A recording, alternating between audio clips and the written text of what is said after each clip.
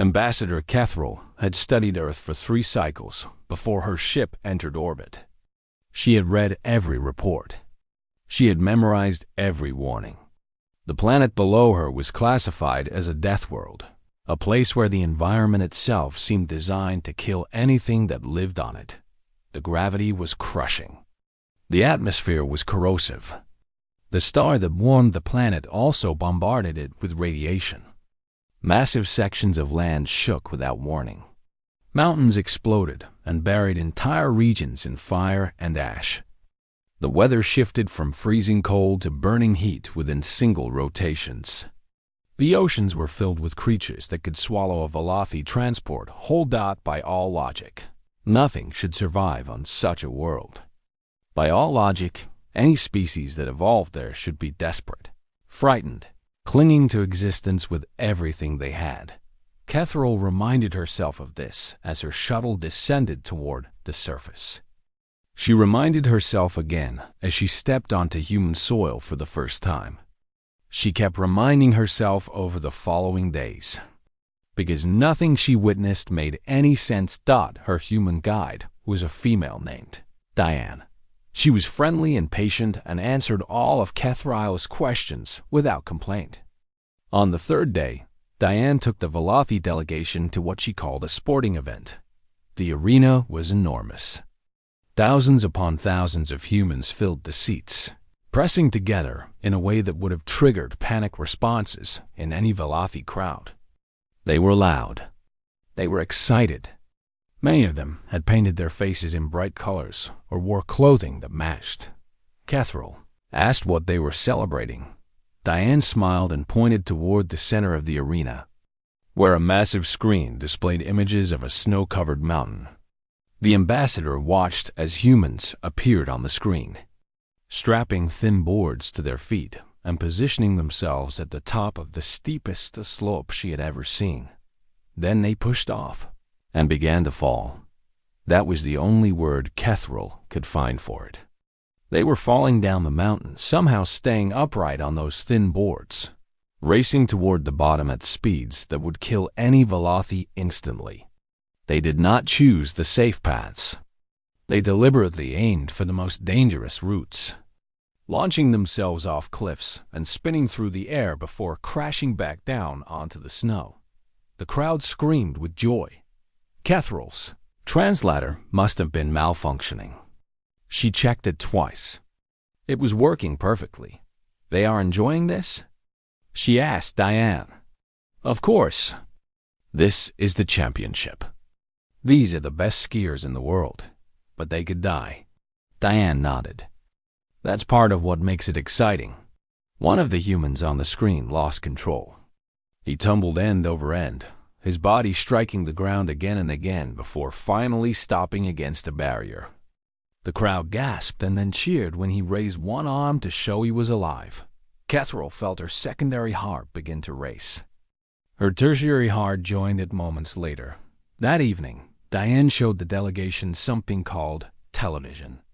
She explained that humans use this technology to share stories and information across their entire planet. She selected a program she thought they might find educational. The program showed humans who had voluntarily stranded themselves in one of the most dangerous environments on Earth. They had no food. They had no shelter. They had only the most basic tools. The goal, Diane explained, was to see who could survive the longest. "They choose to do this?" Kethril asked. "People compete for years just to get selected for the show. And the others? The ones watching? Millions of them. It's one of the most popular programs on the network. The winner gets a large prize and becomes famous." Kethril watched a human eat an insect. She watched another build a fire using nothing but sticks and friction. She watched a third wade into a river filled with predators to catch fish with his bare hands. The humans watching at home were entertained by this. They found it fun. Kethril excused herself early that night. She returned to her quarters and sat in the darkness for a long time, trying to understand what she had witnessed. Her mission had been simple: observe the humans assess their level of development, determine whether they posed any threat to the Velothi collective.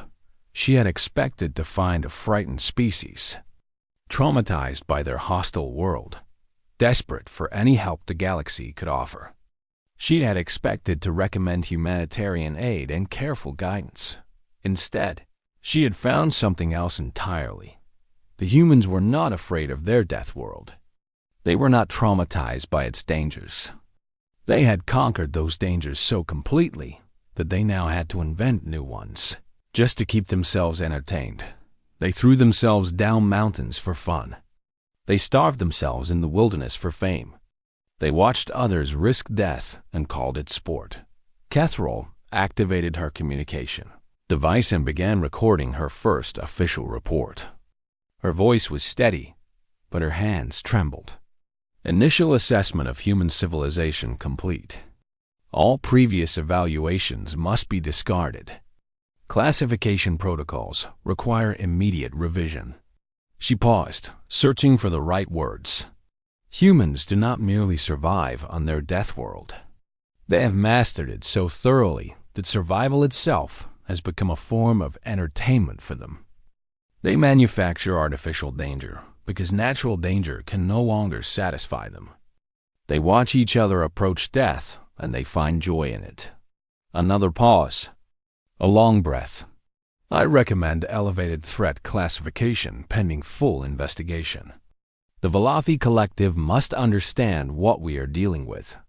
These creatures are not what we expected.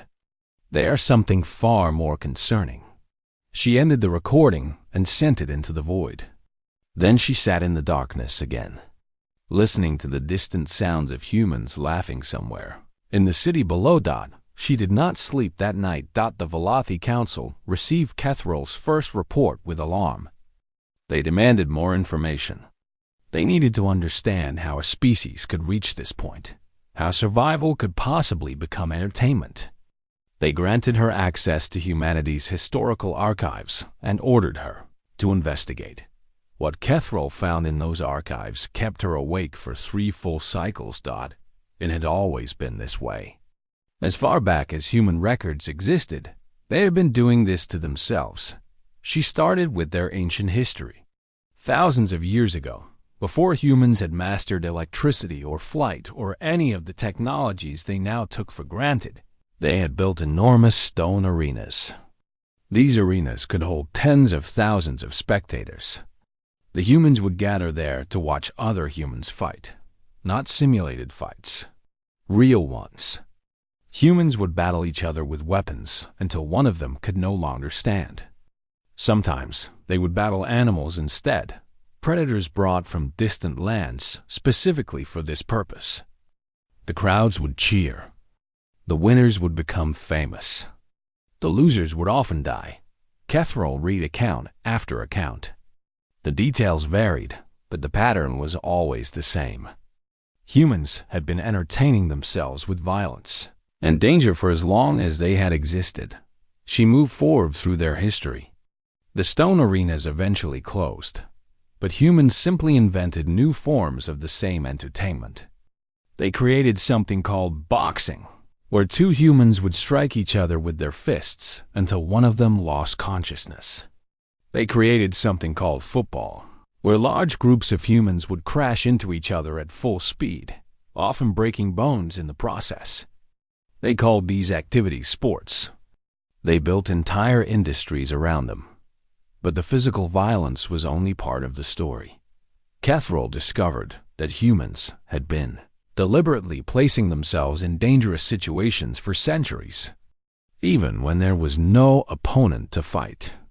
They climbed mountains that had killed hundreds of their kind before them. They sailed across oceans in tiny boats, knowing that storms could destroy them at any moment. They explored caves that went so deep into the earth that rescue would be impossible if anything went wrong. When they developed the technology to fly, they immediately began jumping out of their aircraft. They called it skydiving. They would fall toward the ground at terminal velocity, waiting until the last possible moment to open the fabric devices that slowed their descent. Sometimes the devices failed. Sometimes the humans died. The survivors kept jumping. When they developed the technology to reach space, they strapped themselves to explosive cylinders and launched into the void. They knew the dangers. They had watched others die in the attempt. They went anyway. When their first attempts failed and humans burned alive inside their primitive vessels, the survivors mourned briefly and then built new vessels and tried again. Catherall spent an entire cycle studying something called extreme sports. The category seemed to include any activity where death was a reasonable possibility. Humans would ride massive ocean waves that could crush them against rocks. They would leap off cliffs with nothing but thin fabric wings to slow their fall. They would race vehicles at speeds that turned any mistake into certain death. And they did not do these things out of necessity. They did them for fun. They did them for fame. They did them simply to prove that they could. The archive also contained records of something called challenges. These were activities that spread through human communication networks, daring others to attempt dangerous or foolish acts. Some challenges involved consuming toxic substances. Some involved performing physically reckless stunts. Some were so dangerous that governments tried to ban them. Humans participated anyway. They recorded themselves and shared the recordings with strangers. When some of them died, others expressed sadness but continued attempting the challenges themselves. Catherall found one historical tradition particularly disturbing.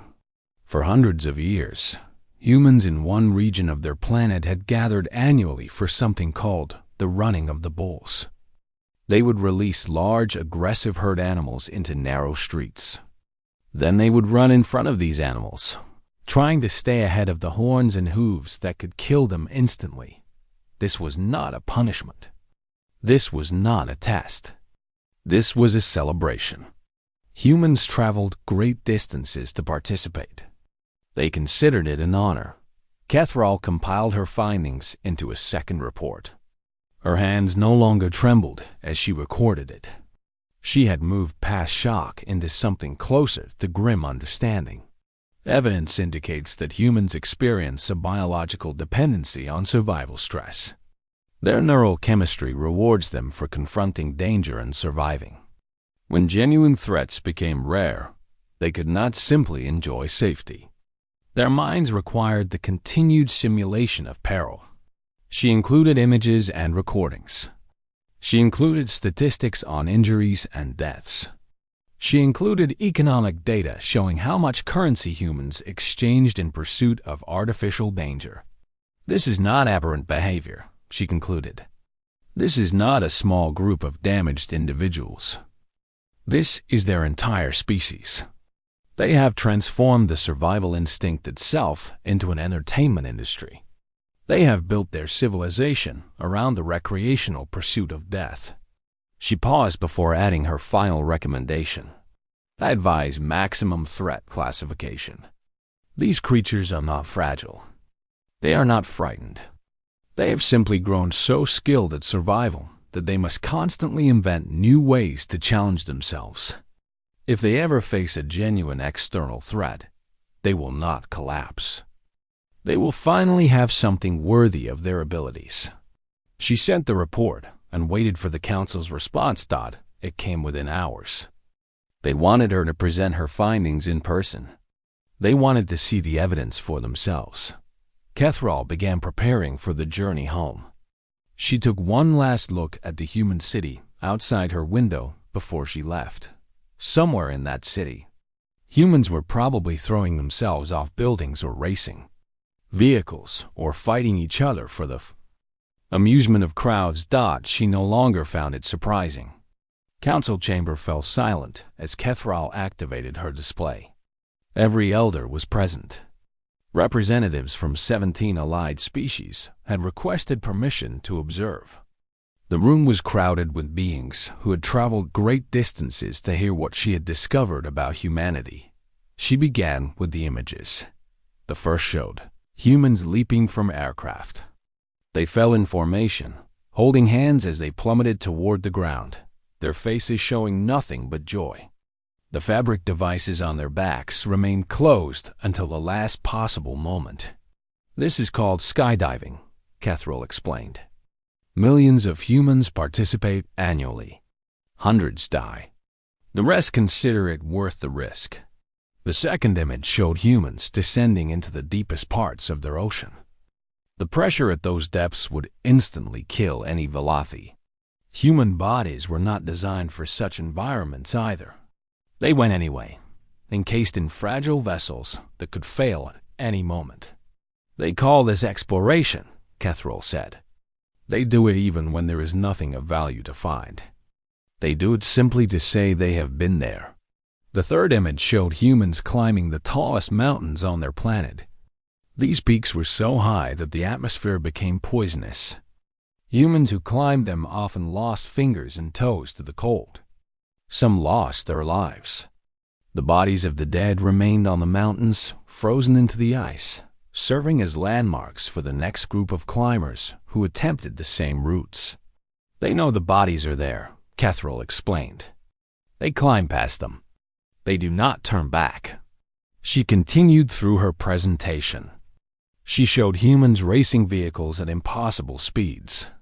She showed humans fighting each other in regulated combat, their bodies bruised and bleeding, their faces expressing something that looked disturbingly like satisfaction. She showed humans swimming with predators, climbing sheer cliff faces, launching themselves across gaps that would kill them if they fell. Elder Voth raised one trembling appendage.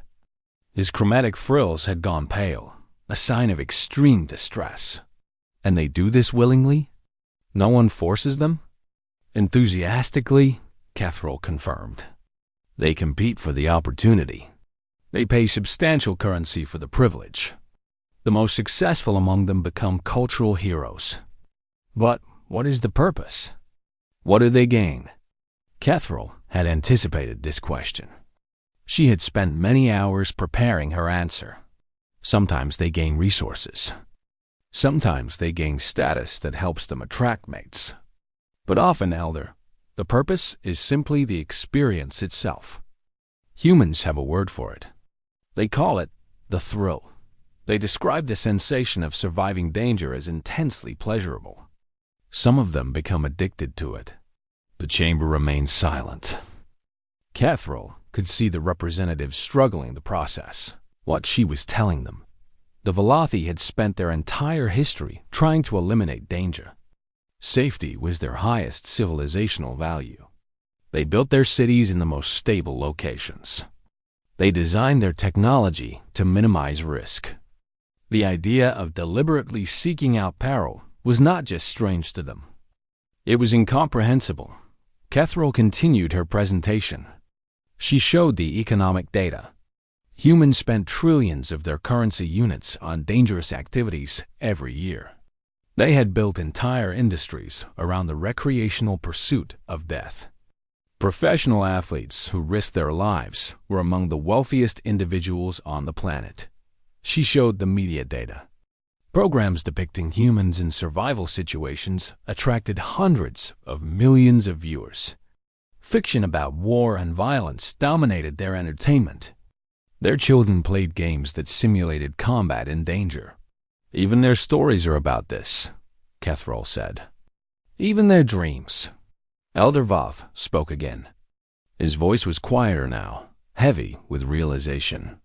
"You are telling us that if we were ever to threaten humanity, if we were ever to give them a genuine enemy to face, they would not cower," Catherall finished. "They would not surrender. They would be grateful. They have been preparing for a genuine threat their entire existence. They have been practicing on themselves because nothing else was dangerous enough to challenge them. War," another elder said slowly. "War would be entertainment to them. Some of their fiction already treats it that way. They create stories about conflicts with other species. In these stories, humanity always fights. Humanity always survives. And the humans who consume these stories find them inspiring." The silence that followed lasted a long time. Catherall showed her final image. It was a human face, captured mid-fall during a skydiving descent. The human was smiling, not grimacing with fear, not screaming with terror, smiling with pure, genuine joy. "This is what they look like when they approach death," Catherall said. "This is their natural expression in moments when any other species would be paralyzed with fear." She deactivated her display and faced the council directly. "I have completed my assessment of humanity. I have studied their history, their biology, their culture, their psychology. I have one recommendation, and I urge the council to consider it carefully." Every being in the chamber leaned forward to hear her conclusion. "Do not give them a real enemy. Do not give them a genuine war. Do not, under any circumstances, provide them with something worthy of their abilities." She paused. "They have been practicing for thousands of years. They are very, very good at surviving, and they enjoy it." The Velothi Council debated for 30 cycles. Representatives came and went. Arguments were made and countered. But in the end, they reached the same conclusion that Catherall had reached alone in her quarters on Earth. Humanity was not to be threatened. Humanity was not to be challenged. Humanity was to be left alone. The official document that emerged from those debates became one of the most widely circulated texts in galactic history. Every spacefaring civilization received a copy. Every diplomatic academy taught its contents. Every first contact protocol was revised to account for its warnings. The document was titled simply, "A Species That Hunts Itself for Sport." Its conclusions spread through the galaxy like ripples through water. Humans should not be understood as survivors, the document explained. They should be understood as predators who had eliminated all their prey. They had conquered every threat their death world could produce. They had hunted their predators to extinction. They had tamed their environment so thoroughly that it no longer posed any meaningful challenge. And then, having run out of external threats, they had turned inward. They climbed their mountains because nothing on those mountains could kill them faster than the mountain itself. They dove into their oceans because they had already eaten everything in those waters worth fearing. They raced their vehicles and leaped from their aircraft and fought each other in regulated combat because their planet had stopped being dangerous enough to satisfy them. They had transformed survival into a game. They had made death into a spectator sport. They had built an entire civilization around the recreational pursuit of the one thing that could still challenge them, their own mortality. The document warned against any action that might provide humanity with a new external focus. "Do not mistake their laughter for weakness," it read. "They laugh because they have already won against everything their world could produce. They laugh because they are bored." The final section of the document was the most widely quoted. It appeared in diplomatic briefings and military assessments across dozens of star systems. It became required reading for any official who might someday encounter humanity. Consider what this species has accomplished through artificial challenge alone. Consider the heights they have climbed, the depths they have explored, the speeds they have achieved, the obstacles they have overcome. Consider that they have done all of this for fun. Now consider what they might accomplish if they had a genuine purpose. Consider what they might achieve if something actually threatened them. Consider the full weight of their abilities, honed through thousands of years of self-imposed trials, finally directed toward a real enemy. They have been practicing. They have been training.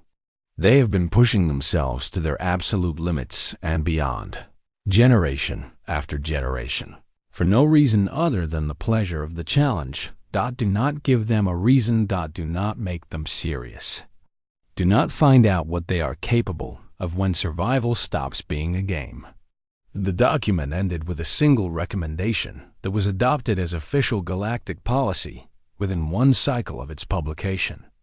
Classification: leave alone. Human application: for Galactic Council membership arrived 3 cycles later. The vote was unanimous.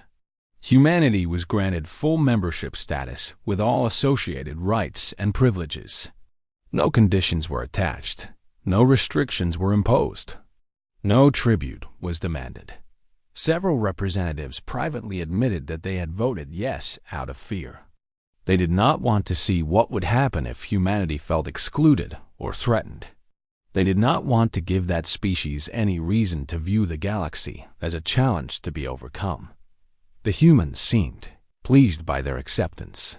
They sent friendly diplomats and curious scientists and enthusiastic traders. They shared their technology and their art and their strange, violent entertainment. They smiled often and laughed easily and appeared genuinely grateful for the welcome.